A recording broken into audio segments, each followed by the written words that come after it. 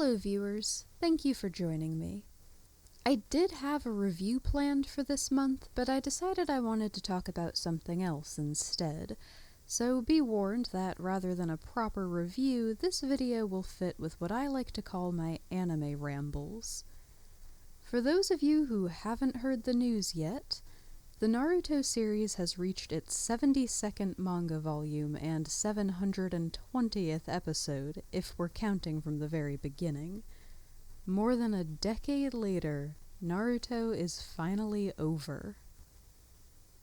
Okay, before anyone tries to jump down my throat at the word choice, yeah, there's a part of me that doesn't believe the franchise is ever really going to end either. Case in point, this video is being made to discuss the sequel, which is already underway, but the original series as we know it is over. Naruto has become Hokage, dream accomplished. Oh yeah, did I mention this video is going to include all sorts of spoilers? You have been warned. Besides the official sequel series, all sorts of things have been coming out since the release of the epilogue. A few different light novel series, a one-shot manga story centering on Sasuke's daughter, and of course, the movie centering on Naruto's son. This video will be more of an analysis of some of the new characters than anything else, but be warned that I may include spoilers for all of these things. So, how do you follow a series like Naruto? Full disclosure here, I'm usually a pretty big advocate for knowing when to let a series die. There is no doubt in my mind that the Boruto series did not come into being because the creators looked at the epilogue and said, you know what, we've got something really great here. Obviously, whoever is in charge of such things realized that they could still be making money off of this. I can only hope that the people working on it are passionate and invested in making it good on its own, but I have no delusions about why it came into being. And if I wasn't still in fangirl mode over the movie, I might have stronger objections to this. I am at least aware that my approach to this is not fully rational, which is why this is a character discussion rather than a proper review of the movie. So let's jump into that, shall we? There has already been much discussion over Boruto's character. General consensus, he's not nearly the anime protagonist his father was. There was so much initial dislike for Boruto that I took it almost like a challenge. Unlikable characters have always been my favorite to analyze, and in this case, I can't help feeling like he starts out at a bit of a disadvantage. For a show where each generation is essentially a carbon copy of the last, you would be hard-pressed to find a parent-child pair as dissimilar as Naruto and Boruto. As can be expected, Naruto's son had a very different upbringing, and he really doesn't come across as being that likable at first. Boruto is selfish, arrogant, lazy, doesn't take criticism well, and is generally a little superficial. To top it all off, he has friends, a family, more natural talent than either of his parents at that age, and hasn't faced any real hardship in his life. In fact, he only has one real problem. Since becoming Hokage, his father has been spending very little time with his family. Ironically, this should be one thing Naruto understands quite well, but his attempts to correct this are disappointing to say the least, and Boruto seems very reluctant to forgive him. I said I wasn't going to discuss the plot much, and I won't, but there was one aspect of the movie that didn't exactly sit right with me. For a little while, they almost seemed to lose track of the point of the story. Technology has reached the ninja world, and Boruto decides to secretly use a newly developed ninja tool that he knows isn't allowed in the upcoming Chunin exams. And for a while there, we're shown a comparison between this and the villain's methods for gaining power. They seemed almost to be pushing the message that there are no shortcuts to anything truly worthwhile, and while this may have been an important lesson for Boruto to learn, it almost feels like the writers missed the point. Because Boruto, who seems to have quite a bit of natural talent on his own, isn't really interested in becoming powerful. Well, he was, but only as a means to an end, because that's how he thought he was going to get his father's attention. And those two things, the means and the end, are what I took to analyzing. So let's start with his methods. Given what we know about Boruto thus far, it's not much of a surprise that he resorted to cheating, and his personality in general got me thinking. The next generation characters are living in a much more modern world. And I have to wonder if Boruto's character was written to represent this era of instant gratification that we're living in. We tend to define efficiency as getting the best possible result out of the least amount of work, which seems to be his take on life.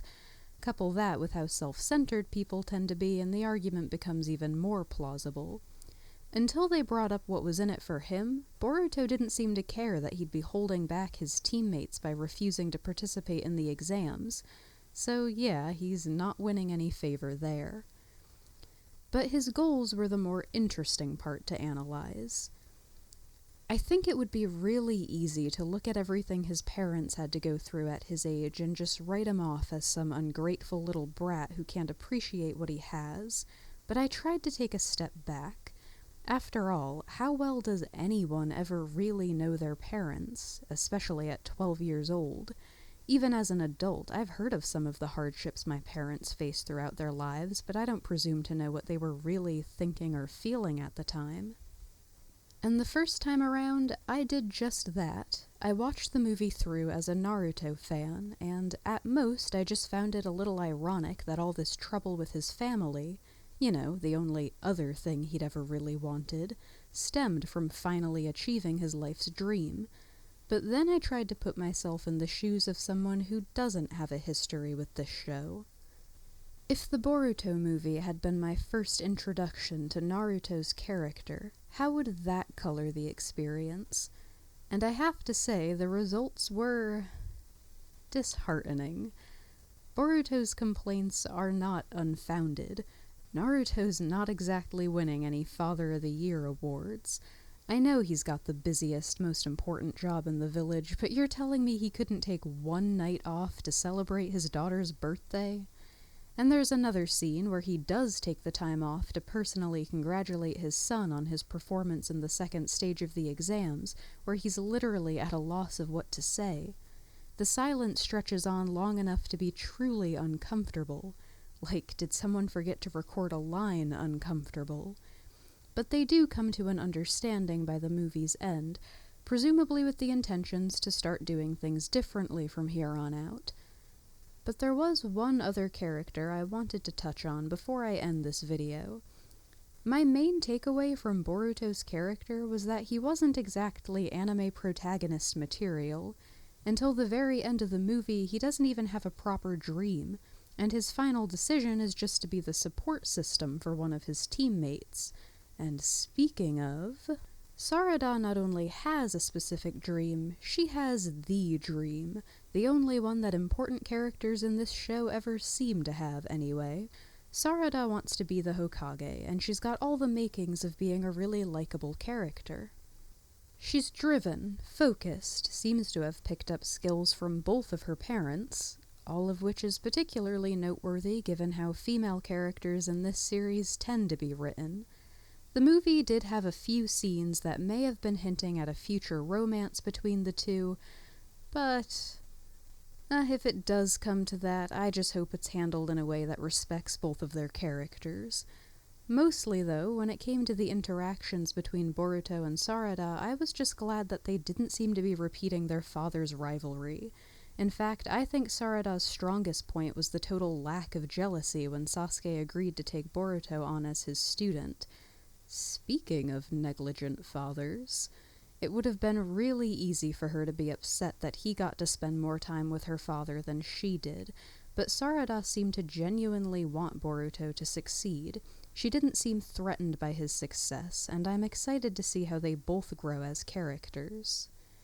Which leads me to the last thing I wanted to discuss. The first 2 episodes of the anime have already aired. I haven't seen them yet, in the interest of keeping my speculations here clean. It was confirmed that the anime would be retelling the movie's storyline, but they seem to have gone a lot farther back than that. Back to this generation's first day of school, in fact. Even for someone as biasly excited as me, this could be problematic. I didn't want them to completely skip ahead to Boruto being older and more mature, but if we're going back to the very beginning, that's a long time with such an unlikable main character, which goes back to the money motivations, which even I will only be able to overlook for so long. I'm also not sure where a series like this would really go.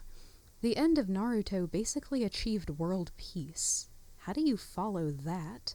What sorts of conflicts do exist in this new world? The end of Shikamaru's light novel mentioned that they may be moving towards a world without ninja.